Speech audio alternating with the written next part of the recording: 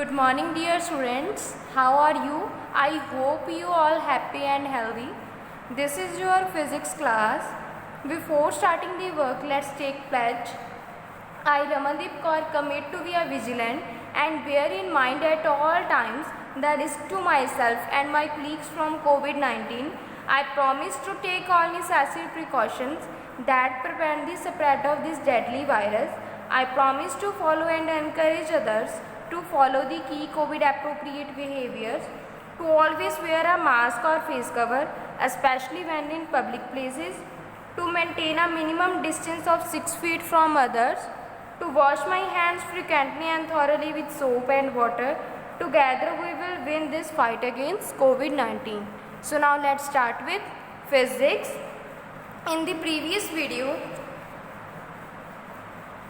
we have discussed about the types of the motion. Today we will continue from the topic that is simple pendulum. What is simple pendulum?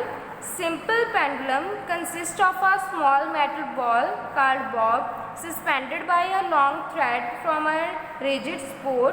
Such the bob is free to swing back and forth. Simple pendulum क्या होता है? एक metal Bob से बना होता है which are suspended by a long thread from a rigid spool and the bob is free to swing back and forth. You can see here a simple pendulum complete every swing in exactly same time provided its length is kept constant.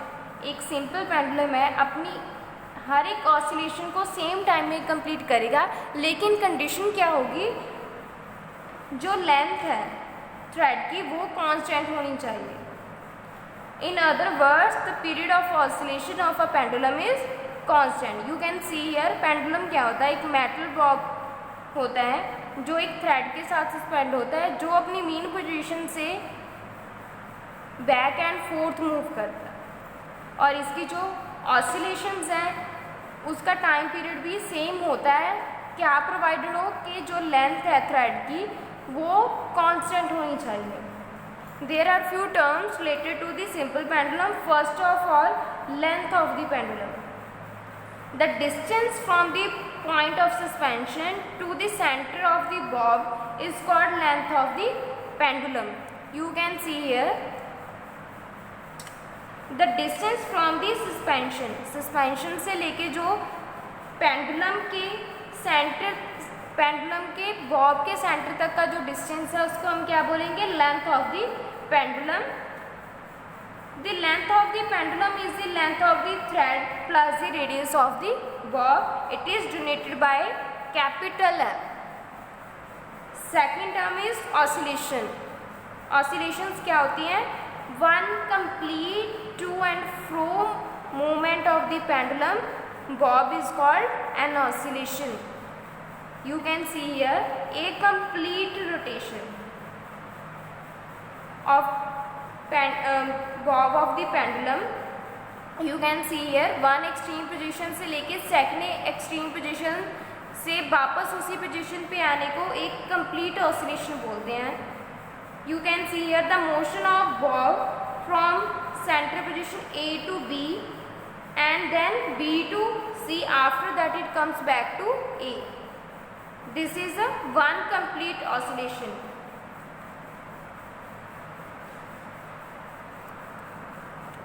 Third term is amplitude. Amplitude क्या होता है, as the pendulum swings to and fro, the maximum displacement of the bob from its center position on either side is called the amplitude of pendulum. You can see in the diagram here, जब Bob एक अपनी एक fix position, mean position से one extreme position का जो distance है उसको हम क्या बोलते हैं, amplitude of the pendulum. The fourth term is frequency of oscillations. The number of complete oscillations made by a simple pendulum in 1 second is called its frequency. कोई भी पेंडुलम जितनी ऑसिलेशन कंप्लीट करता है इन 1 सेकेंड, उसको हम उस pendulum की frequency बोलेंगे। The unit of frequency is hertz. 1 hertz is equal to 1 oscillation per second. It is denoted by small n or f. The fifth term is time period. The time taken by the pendulum bob to make one complete oscillation is called time period of the pendulum. जो pendulum का Bob है जितनी complete oscillation देता है जितने time में, उसको हम time period of the pendulum बोलेंगे। You can see in the diagram just like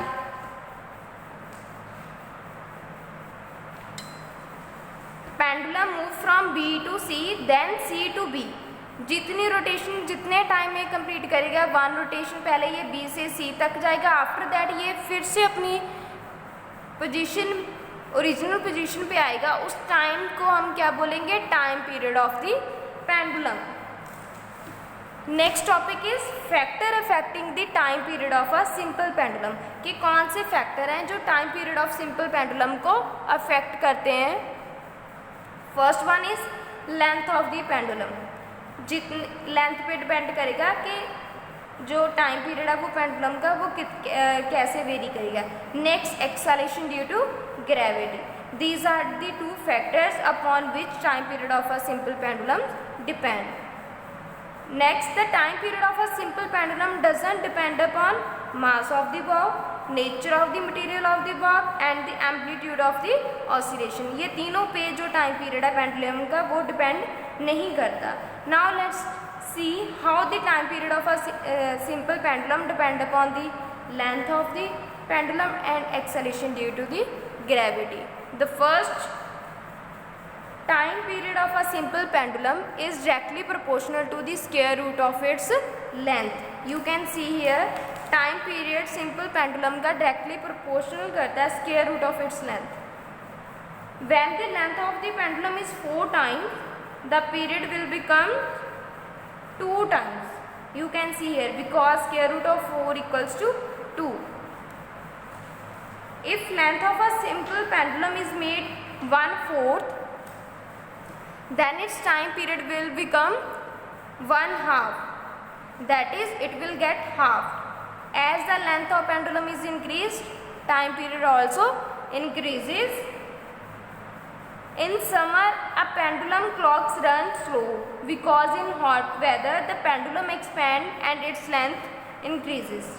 Due to increase in the length of the pendulum, its time period also increases. That's why the pendulum swings more slowly and the clock loses time. And what will happen to the pendulum clock in winter? Try to answer by yourself. Next, time period of a simple pendulum is inversely proportional to the square root of the acceleration due to the gravity at that place. जो simple pendulum का time period है वो inversely proportional करेगा to the square root of the acceleration due to gravity at that places. This means that value of g at place is more than its time period will be less. On other hands, if g at a place is less, then the time period will be more. For example, the value of acceleration due to gravity on the moon is less than on the earth. That's why time period of a same pendulum will be more on the moon and less on the earth. Similarly, next topic, formula for the time period of a simple pendulum. Time period of a simple pendulum के लिए formula कौन सा होगा? First, जो time period है वो किस पे डिपेंड करता है? Length of the square root of length of the pendulum. Second, inversely proportional to the acceleration due to gravity. अब अगर दोनों को कंबाइन करेंगे तो we can see T directly proportional to square root of L upon ji.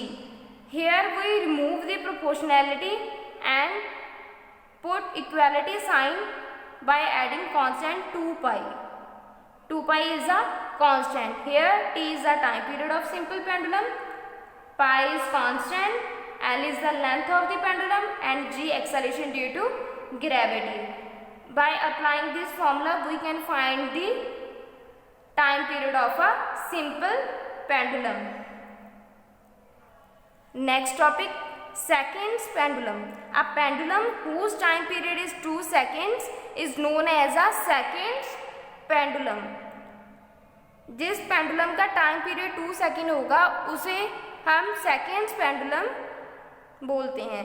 The length of seconds pendulum where g acceleration due to gravity equals to 9.8 metre per second square is 99.2 centimetre and its frequency is 1/2 hertz, that is equal to 0.5 hertz.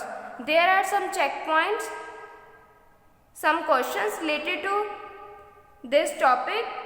Try to do this by yourself. Next topic is scalar and vector quantities. Scalar quantities कौन सी होती हैं? Those physical quantities which have only magnitude and have no direction are called scalar quantity. वो वाली physical quantity जिनका सिर्फ magnitude हो, उनकी कोई डायरेक्शन ना बताई गई, उसे हम स्केलर क्वांटिटीज बोलते हैं. Just like length of distance, mass, time, area, volume, work, power, energy, temperature, speed, pressure, electric charge and potential are some of the scalar quantities. Next, vector quantities. Vector quantities कौन सी होती हैं? Those physical quantities which have both magnitude and direction are called vector quantities. वो वाली physical quantities जिनका magnitude भी हो और उनकी direction भी हो, उसको हम क्या बोलेंगे? vector quantities. Difference between scalar and vector quantities.